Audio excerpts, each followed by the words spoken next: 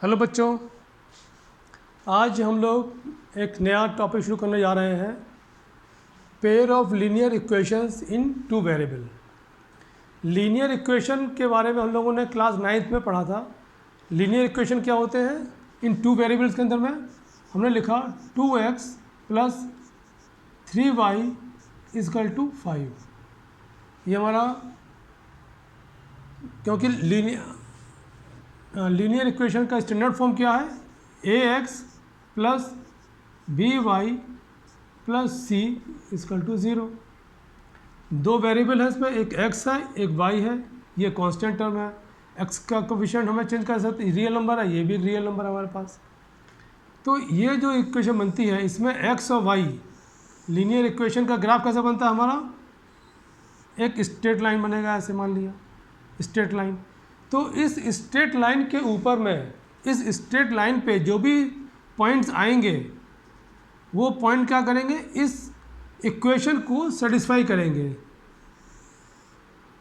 Equation पे linear equation की जो ग्राफ होगा हमारा, ग्राफ पे जितने भी पॉइंट आएंगे इस लाइन के ऊपर, वो सारे पॉइंट इस लाइन के इस इक्वेशन को सेटिस्फाई करेंगे।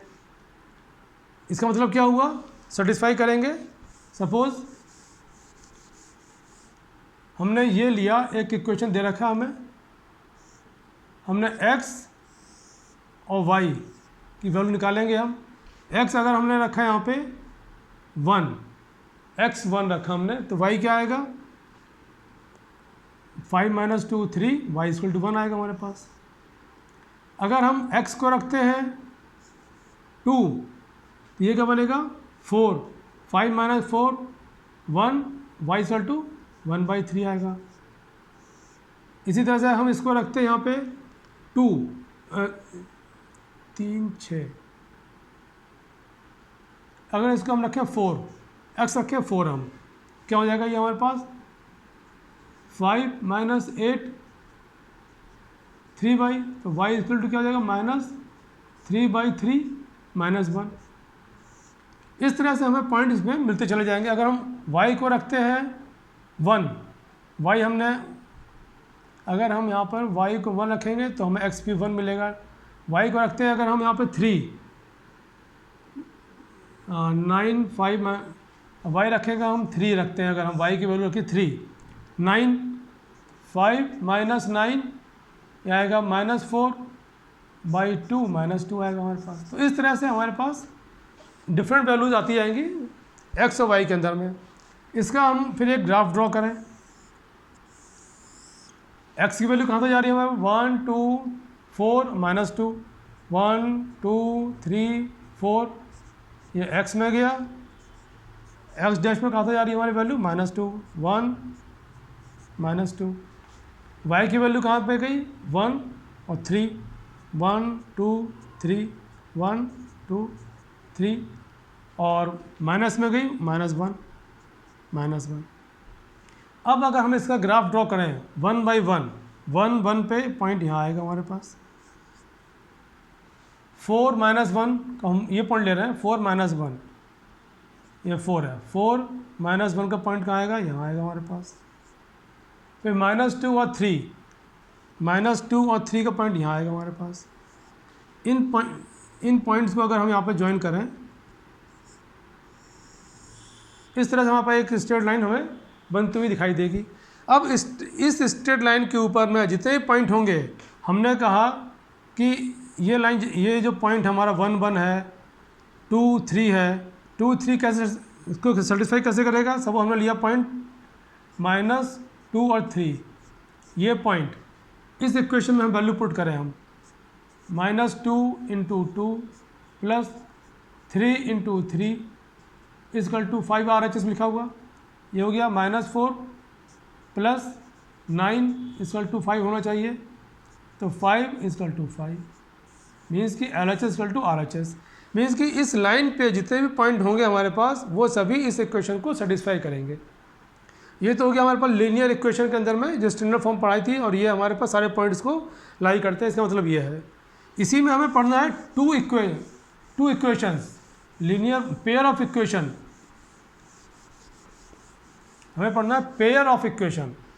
उसको कैसे लिखते हैं हम लोग पेयर इक्वेशन को, a1x plus b1y plus c1 is equal to 0। दूसरी लाइन लिखेंगे हम लोग a2x b2y plus c2 is equal to 0। ये दो लाइन हो गई हमारे पास, लाइन 1 लाइन 2 का हमारा इक्वेशन ये है। अब इसके अंदर में लाइन 1 एंड लाइन 2, तो कभी भी हम ये ऑब्जर्व कर सकते हैं कि सिंगल लाइन थी हमारे पास, उसमें कोई ऑप्शन ही नहीं था, सिंगल लाइन तो एक ही लाइन में चलेगी हमारे पास। लेकिन जब पेयर ऑफ लाइन बन जाती है हमारे पास में, पेयर ऑफ लाइन आ गई, तो हमारे पास में 3 केस बनते हैं पेयर ऑफ लाइन को आपस में इंटरसेक्ट करने के लिए, क्योंकि इंटरसेक्टिंग पॉइंट जहाँ पर भी होगा वो पॉइंट उस लाइन को सेटिस्फाई करेगा। ये इसमें हमें पढ़ना है। सपोज इसके 3 केस बनेंगे। केस 1 में क्या होगा, ये L1 लाइन है मान लिया, ये L2 लाइन है, ये इस पॉइंट पे जाके हमारे पास ये कट कर रही है। केस 2 में L1 लाइन, L1 है लाइन, ये L2 लाइन ऐसे भी पास कर सकती है, मीन्स आपस में कहीं पर भी इंटरसेक्ट नहीं करेगी। केस 3 में क्या होगा, ये लाइन L1 जा रही है हमारे पास, ये लाइन हमारी क्या है L1, इसी के ऊपर एक दूसरी लाइन भी आ गई हमारे पास एक लाइन और आ गई, ये है L2 लाइन। दोनों एक लाइन दूसरे में हमारे पास कोइंसाइड कर गई, दोनों एक के ऊपर एक है, ये पैरेलल लाइन हो गई, ये इंटरसेक्टिंग लाइन हो गई। तो हम पेयर ऑफ इक्वेशन से पढ़ते हैं, पेयर ऑफ इक्वेशन में कि इसको हम सॉल्व कैसे करें, इनमें जो वैल्यू है उनको वैल्यू का कैसे निकाला जाए। तो केस 1 में जब 2 लाइन इंटरसेक्ट करती हैं, इट मीन्स कि इसका जो इंटरसेक्टिंग पॉइंट होगा, इसका इंटरसेक्टिंग पॉइंट अगर मान लिया हमारे पास A1 A2 आ रहा है पॉइंट A1, ये जो x और y की, ये जो x और y कोऑर्डिनेट आएंगे हमारे पास, ये x और y इस इक्वेशन को सेटिस्फाई करेंगे हमारे पास, इसको भी और इसको भी, L1 और L2 को भी। ये केस में इसका कोई सॉल्यूशन नहीं मिलेगा हमारे पास, हमें इस केस में हमें कोई सॉल्यूशन नहीं मिलेगा, क्योंकि दोनों लाइन पैरेलल हैं और पैरेलल ही चलती चली जाएंगी, ये आपस में कहीं इंटरसेक्ट नहीं करेंगी, तो इसका हमें कोई सॉल्यूशन नहीं मिलेगा। ये लाइन है, इसे इनफाइनाइट सॉल्यूशन मिलेंगे, हर पॉइंट, यहाँ का भी पॉइंट इन दोनों लाइन को सेटिस्फाई कर रहा है, ये पॉइंट भी सेटिस्फाई कर रहा है, ये भी कर रहा है, ये भी कर रहा है, ये भी कर रहा है, जितने भी पॉइंट्स इस लाइन के ऊपर होंगे सारे पॉइंट इन दोनों लाइनों के इक्वेशन को वो सेटिस्फाई करेंगे। तो इस तरह की जो इक्वेशन जब 2 लाइन बनती हैं तो उनके 3 केस बनते हैं, इंटरसेक्टिंग पॉइंट, पैरेलल लाइन और कॉन्साइड लाइन। ये कॉन्सिडेंट लाइन कहलाएगी, दोनों लाइन एक दूसरे के ऊपर में चढ़ी हुई लाइन है। तो इस तरह के जो हमारे पास जब लाइन इंटरसेक्ट कर रही हो या कॉन्साइड लाइन हो, ऐसी लाइनों को हम कहते हैं, जो सॉल्यूशन मिलता है कंसिस्टेंट।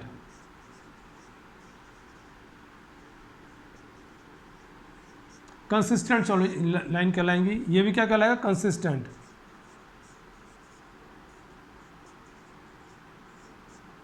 और ये कहलाएगी हमारे पास इनकंसिस्टेंट।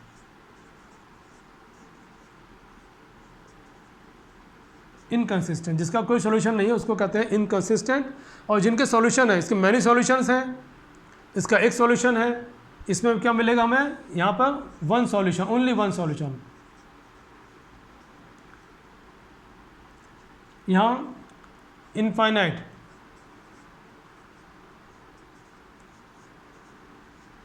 इनफाइनाइट मैनी सॉल्यूशन, इसमें क्या मिलेगा, नो सॉल्यूशन, इसमें कोई सॉल्यूशन हमें नहीं मिलेगा। तो एनसीईआरटी में दिया हुआ है, एक टर्मिनोलॉजी यूज़ किया गया है, डिपेंडेंट। तो ये क्या, ये जो सॉल्यूशन होता है इनफाइनाइट मैनी सॉल्यूशन, क्योंकि एक लाइन दूसरे लाइन पर डिपेंडेंट हो रही है, इसे हम डिपेंडेंट भी कहते हैं। इसे कंसिस्टेंट संग में कहेंगे, डिपेंडेंट भी कहलाएगा हमारे पर यह।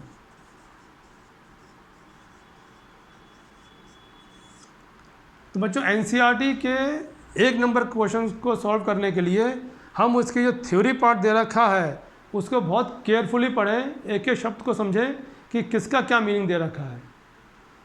जब 2 लाइन इंटरसेक्ट करेंगी उसका वन सॉल्यूशन मिलेगा, ओनली वन सॉल्यूशन, उसे कहेंगे हम कंसिस्टेंट।